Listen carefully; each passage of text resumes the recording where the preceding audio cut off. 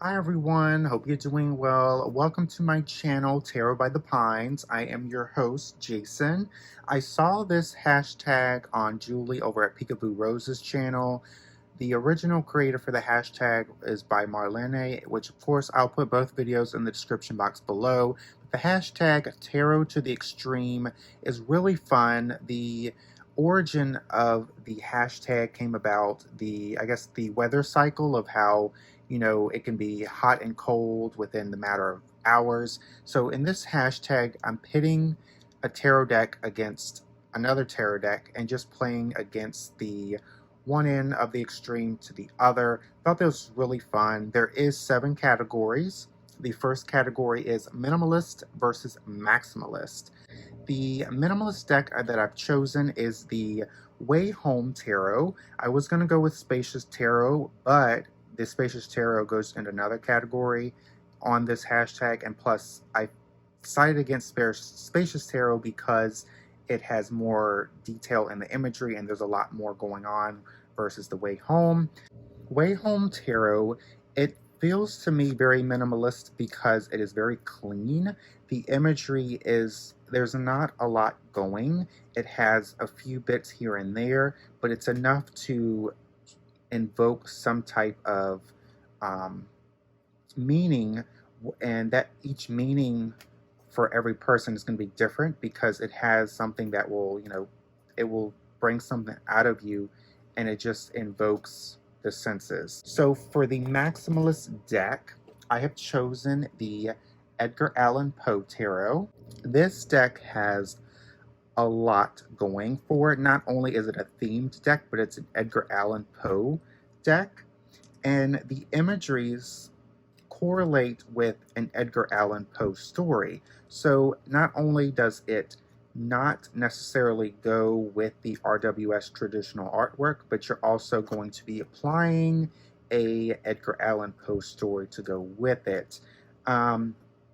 I feel it is a lot going on, especially for a beginner. It's something I don't recommend for a beginner, and it's maximalist because of not only the Edgar Allan Poe story, it's just the imagery is just really, you can't just pull a card and then bam, you have a meaning there. You have to really study or examine every inch of the images in the card and to get the full meaning of that card and to get a better reading. Stunning artwork. It's a lot going for it, not only in the imagery but also in the book. But thank goodness the guidebook, the Llewellyn book, is really nice and it goes into detail about the story. The next category is daytime versus nighttime, and this one I had a little bit trouble trying to pick out decks because I don't have a everyday practice. I don't pull cards every day. I just do it when I'm in the mood. So I'm seeing this as a deck that I would use particularly on, during the daytime and then the nighttime. So the daytime I have chosen ultimately is the Golden Girls Tarot. This deck is just very cheerful. It's just very bright and colorful. The colors are just bold, and it's Golden Girls, so it's going to be sassy, and it's just going to be really cheerful in terms of the reading. It's very traditional RWS artwork, so anybody can pick this up, even if they're not familiar with the Golden Girls. Nighttime deck that I've chosen is the Spacious Tarot. The Spacious Tarot has this lovely imagery in the back. It looks like the nighttime sky with stars. This one, again, this could have been in the minimalistic category. However, I feel like there's just a little bit more going on. Let me get that out of the wands. It has really striking imagery where it just really pulls you in. It's inviting in the environments that's within each card, and it just really invokes something out of you, and the meanings are going to be different from each person. Each person's going to get a different reading from this because of what what they've experienced. It really brings out experiences within us, and each person is going to be different. I feel like this is a very relaxing deck to work with in terms of nighttime. The next category is best shuffle versus worst shuffle. Now, for me, I am a huge Llewellyn deck publications fan. I feel like their cardstock is really underrated. So I could choose any Llewellyn deck for this category, but I have chosen my most recent deck in my collection is the Magical Dolls Tarot.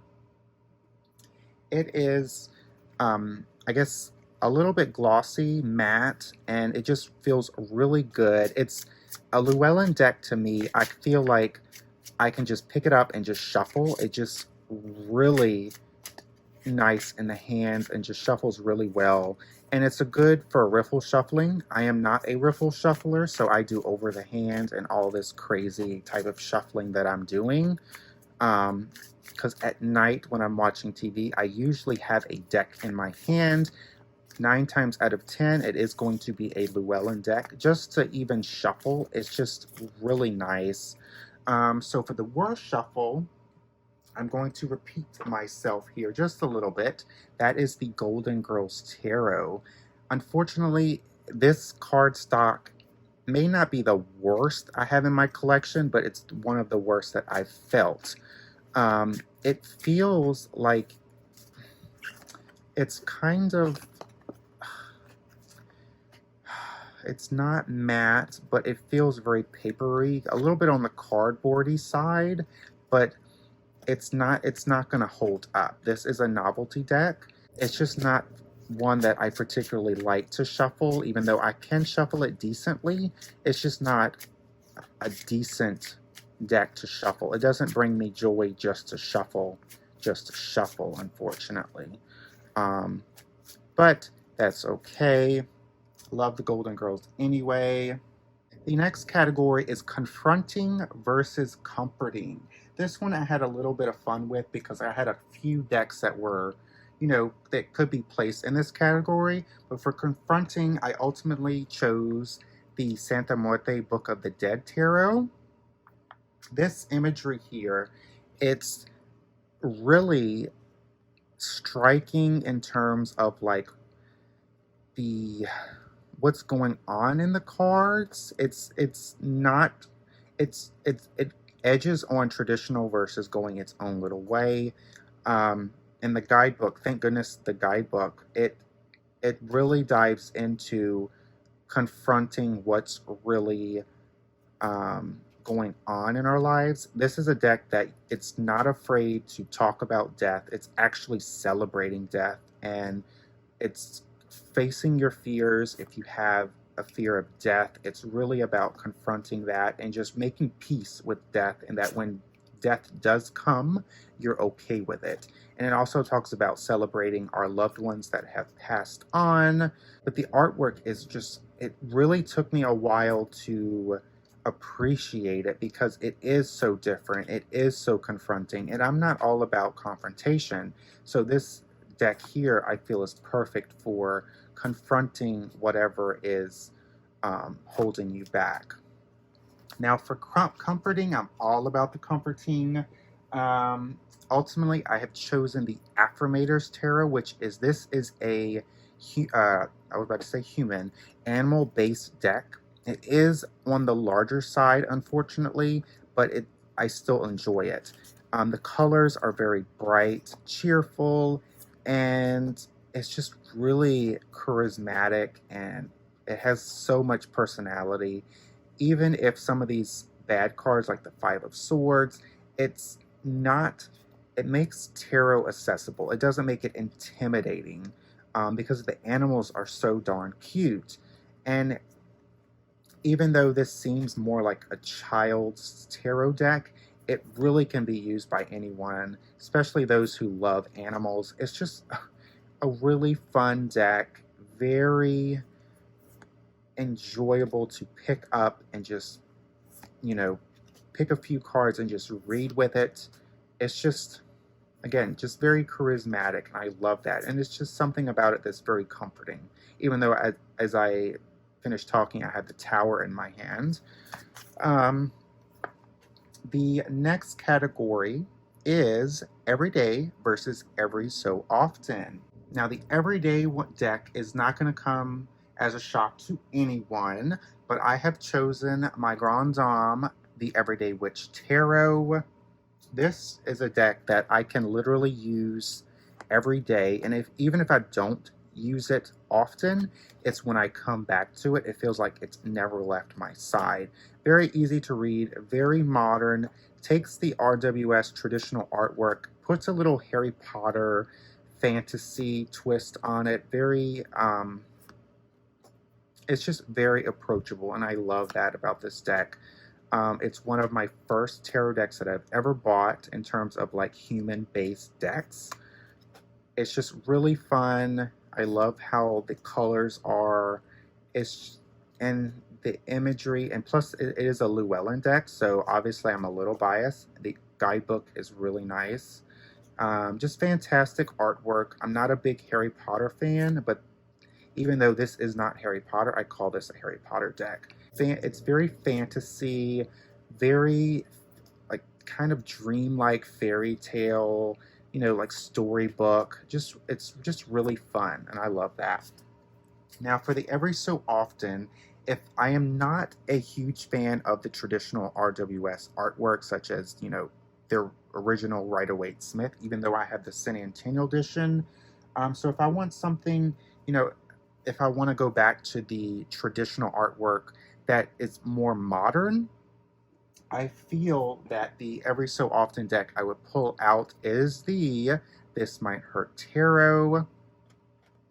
This is a modern tarot deck that has brought the old, stuffy, traditional RWS artwork into modern times. I love how, the wands have this like orangey red tint, and then there's these cups that have that blue-ish green, teal, seafoam type of art background aesthetic. I use it every so often when I want that traditional artwork, when I have that itch for it, but I don't want that old stuffy Rider-Waite-Smith. The next category is overrated versus underrated. For overrated, I do not have this deck in my collection anymore. The overrated deck is the Wild Unknown Tarot. Not quite a bit of shock for anyone who knows me. I call it my Blair Witch Project Tarot deck. It is not beginner friendly. It's something I can't read really well. Even though I have like the Spacious Tarot and the Way Home Tarot, it's something about the Wild Unknown that just doesn't work with me. It is a very highly rated tarot deck among the tarot community, and it just seems very overrated to me. Now for the underrated. I ultimately chose the Circuit du Tarot. It is a Llewellyn deck. I was really drawn into this because of the circus themes around the deck. I feel it's underrated because of the reputation it has surrounding the court cards. Minus the court cards, the artwork is kind of that, it's kind of muted colors, like a little pastel, but it's not too subtle where you're thinking, oh, well, this doesn't have much color. It has color, but it's not easy to pick up on camera. So going into the court cards here, so you have the Page of Pentacles here, Page of Wands, exact same image, except the costume here is different, and then little odds and ends are different, and the little swirls, but essentially the character is painting their face, and it's the same image. Same thing for the Knights, just a different costume. Queen, different costume, and the King. So as a beginner, this would not work. Court cards are very complicated in nature anyway, but the way this guidebook sets it up, it talks about the embodiment of that energy in terms of a circus theme. The guidebook, it talks about like how the pages right here, they are getting ready to put on their makeup and embody that page energy. And when they get into the night here, they put on their outfit. They're ready to go out and get on stage. The queen and king have that their suit on. They have that symbol of that energy here, and they're going to use it towards the show. It's just really underrated because the court cards bring it down in terms of like accessibility. It's not a deck that you can easily pick up and work with it. You have to read the guidebook. Even though it is a themed guidebook, and some of the decks, like the Everyday Witch Tarot, you can just pick it up and use it. But for the Circuit du Tarot, it is a circus themed deck that has a specific structure formula in order to read the cards. Because it is a good deck, unfortunately, it's the court cards that bring it down. The final category is light work versus shadow work. Now, this one was complicated for me because I don't do light work or shadow work. This deck that I'm about to show you, it can be used for light work and shadow work if I do it. And I do have a more dark deck, but I feel like, I guess, shadow work and light work kind of go hand in hand depending on how you look at it. So the deck I chose is the Light Seers Tarot. Now, this is a deck that focuses not only the light but also the dark aspect within ourselves, and I really appreciate that. So I'm going to cheat here. So this is for light work and shadow work. This is a very emotional, expressive deck. It's the characters in this tarot deck has a personality on their own. They're very expressive in each card. I love these images. I love how diverse it is as well. And these images of like these darker cards, like the Seven of Swords, it's really, really captivating in terms of like the expressive meaning of that card. I feel like that, to me, is a 2-for-1 deck that does light and shadow work. Thank you so much for watching this video. This was a fun hashtag. Again, thank you so much for watching, and until next time, I will see you for Tarot by the Pines.